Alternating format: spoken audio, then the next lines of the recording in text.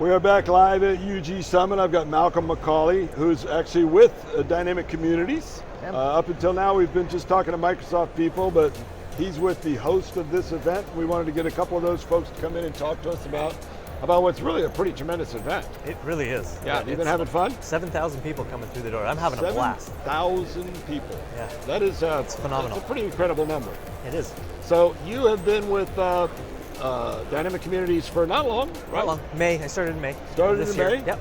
And your actual job is managing their CRM implementation. It is, yeah. Right? I'm here to learn almost as much as I am to put on a show. It's good that they're dog fooding the product, right? Yeah. Using the stuff that they support out there. Yeah, we use it. We use a lot of these products, so it's important for us to be here, of course, as hosts, but also to hear what's going on, see the latest, greatest, and hear on the ground stories, right, from the users. Before that, you were with Big Brothers. Yep, Big Brothers, Big Sisters Big Brothers, of Canada. Big Sisters of Canada for like 18 years. It was, yeah. It was a long and time. did a pretty early CRM implementation Yeah, there. we started CRM in 2010 there. Yeah. And so version 4, we dove right into the cloud. We embraced that right out of the gate. It was a great experience. And I was just saying earlier, as a social worker by trade, and then kind of found the product and was like, hey, this is a really easy Looks product like what to we use. could use. Yeah, we can use this, and it can Right. eliminate a lot of that manual process that we got going on. So yeah, it was a good jump. Yeah, we got live pretty quick on that and been working on that deployment ever since up until this opportunity popped up. That's right. Yeah, we worked on through various upgrades because we were online. We went through all the 2013, 2011, so on, all the way up. And then as the pace got more and more rapid and the power started getting pulled in, it was about that time that I made the shift over here to Dynamic. So, you talk about pace. The pace today, I mean, we were just talking a little bit while Mark was setting this thing up about there's been more innovation, more change in the last 2 years that there's been since the product was launched. Yeah. I mean, all together, the whole time the product's been in market, it's been more new stuff in just the last 2 years. Yeah. Paces, how do you deal with that as basically an administrator of a very large implementation? Yeah. How do you deal with that kind of, I mean, from the partner side, we get excited. Yeah. But I don't know the customers are always as excited about that kind of pace of change. I think it's about strategy, right? It's about prioritizing what the organization truly needs and identifying what path you got to follow and just sticking with that. Yeah. But it's hard. Truthfully, it is hard to keep up that pace. I joked earlier, we've probably seen new features rolled out since we started this conversation. It is all the time. And so it's keeping up with all the changes. And you know what? Some of them come out and they don't necessarily align with what you need. Yeah. But give it a sniff. Yeah, right. they can be fancy. In my previous role, our team put together an agenda item on our standing meeting called Big Shiny. And our team, it was things that caught our eye that we wanted to dig into, and we would surface it, and the deal was you had to bring it to the table, and you had to be able to identify how could we use it, where did it fit, what was the business problem it was going to address. Yeah. And if you could answer those questions, then it would roll into our standing agenda. Show me where it saves time, money, makes something more efficient for the customers. Yeah, so it's about that, the key outcomes. What are you looking for from the product? I can't answer any of those, but it's really cool. Exactly. Yeah. And it was great. We all bought into that, and we shut some of them down because of that. Right. I actually, when I really reflect on it, I don't know why I brought this on the table. Let's get rid of it. Yeah, so it looked cool, but you're right. It's just a big shiny. Yeah. I like that. A big shiny committee. Yeah. Exactly. So you've been to some other conferences in the past, right? You've been around the conference space. Maybe you go to Convergence, and you've been to UG. How would you compare something like this, say, to Convergence that many people may have been to in the past? Yeah, so I mentioned 7,000 people coming through the door. The vast majority of those are users, and I think that's a big deal, right? There's a lot of on-the-ground experience. Speaking of Big Shiny, I love hearing what's coming down the pipe. I want to know where we're going. Yeah. Where's the platform going to evolve? But the reality is we need to be able to keep up with what people are actually doing. Today. And let's be real for a minute. Sometimes there's a big show on stage about what's happening, and they leave out the part of what's all been done to get there.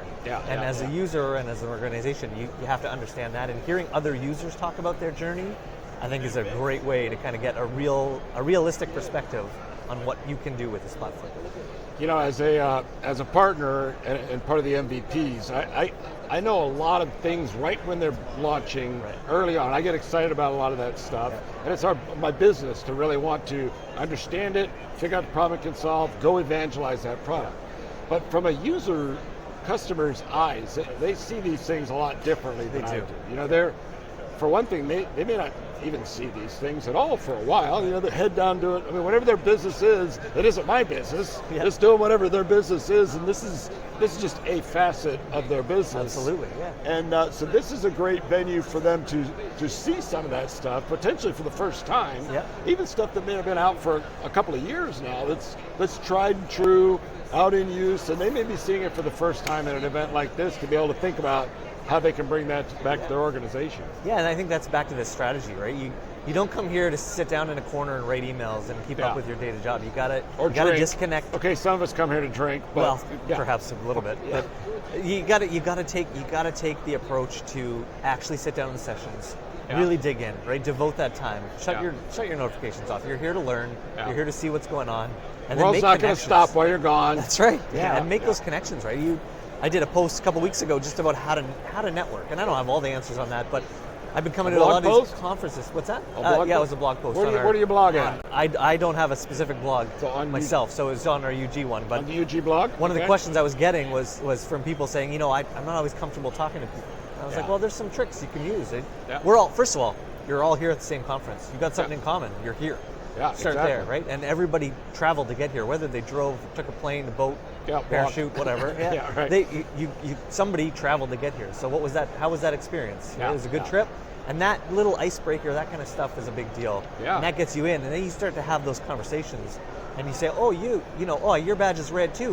How do you use the product? Yeah. And that to me, that is the value of what it's what this community pulls together, right? And it's a huge part of it. There's nothing. I mean, you could talk to partner sellers, you could talk to Microsoft, talk to all those people all day long, but there's nothing like talking to someone who's doing the same thing you are doing. That's right. In a similar situation that has had similar struggles, found solutions that you may not have been aware of, and vice versa. Yeah. That's going to be the highest value to users to come into this, more so than trying to be sold stuff by a partner. Well, and the number of times I've heard somebody say, you're dealing with that too? I thought I was the only one. That validation is massive, right? Yeah. There's a lot of, it just normalizes that you're not alone. There's other people out there that are challenged with the same things, and the solutions, right? You look at the blog forums, you look at even just social media, the number of interactions where people are like, oh, try this, try that, do this. They don't know each other. They're not getting paid for this. They're just connecting. It's part of being in a community, and I think it's a critical part of success. It definitely is. So as obviously a UG is umbilically tied to Microsoft. They don't support any other product types. It's all Microsoft all day long. And you guys are not even on the latest versions of the product. What's up with that? You went there. I'm going to call you out. Sure. What's Absolutely. up with that? Yeah, you're right. Yeah, we are still on-prem. But it's a big, we got 280,000+ members across the country. So the analogy I used the other day is we're trying to turn a cargo ship, not a go-kart. Yeah, right. And so that takes some strategy, that takes some planning. And but I came on, like I said, in May. I did the same thing. I reacted the same way, and I was like, okay, let's push the envelope. Let's step get there. one. Yeah. Step one, get the heart transplanted, get us in there, and then we're gonna, make sure it's all still pumping. That's right. And then go from there. And then into the power. And then that I think is probably what excites me the most about the role I'm in is where can we go next? And so this is good inspiration here, and we see lots of stuff. And I've dabbled with Flow and I built a Power App and things like that. And so I've seen it is as easy as people say, right? If people are out there saying, oh, it's not that easy, it's that easy. Yeah. You just need to take time to get in there, right, and do it. Yeah. And so, I mean, when we say it's that easy, you mentioned earlier you've got a little tech bent, right? I'm a nerd. My mom couldn't do it. Right. So fair enough. There's a level of easy, but a lot of people, certainly anyone's interested enough to listen to this, agreed, clearly should be able to build Power Apps. Agreed. Yeah. And you don't need a technical background per se. You just need to have the drive and the desire to get there. And understand the problem that needs to be solved, which frankly often is more important than the technical knowledge. I would agree.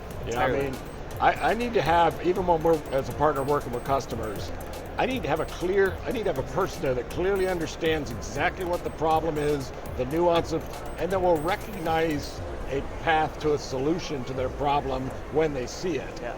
And not wait till the end and go, oh, that's not going to do it. So, and that's all users. Users are the ones that live and breathe these problems. They know exactly. They may not know what's available and how to fix it, but they definitely understand the problem, definitely recognize if you found the solution. And you can see, and Power Apps is huge for exactly that kind of stuff. I mean, these big boulders, CRM, ERPs are one thing, but around an organization, even like UG, I'm sure, there are tons of challenges. Peripheral challenges. Everybody's struggling with spreadsheet, trying to solve. There's all these little challenges, and they're not going to be solved by the big tool. That's right. They're going to need something else to do that. It feeds the big tool. Yeah, exactly. That's the key, I think, is it's got to feed the big tool, and that's where our gap is right now, right? So we need to get it to feed that big tool. And I think the other thing that people get hung up on, and I hear this, and I'm guilty of it too, is trying to get the perfect solution in place right away. And I've come more and more to get into a place where we're trying to, let's iterate. Let's start small. Baby steps, you said that earlier, baby steps. Take the first, what's the basic information we need? Let's start there. And then we want to build it up. Boil the ocean. And if it doesn't work, then let's take a step back. And we're taking a step back, not 10 steps back. Right? Exactly. And that's a big part. I think there's the big segment of the population is, I want to get it right off the gate. If it doesn't work perfectly, that's a problem. And it's not necessarily a problem. Malcolm, I appreciate you stopping by and talking to us. My pleasure. Great to be here. Yeah, Thanks it was for fun. having me. It was fun. Absolutely. So we'll see you around the floor. Looking forward to it. Yeah. All right, man. Look forward to seeing you guys next year.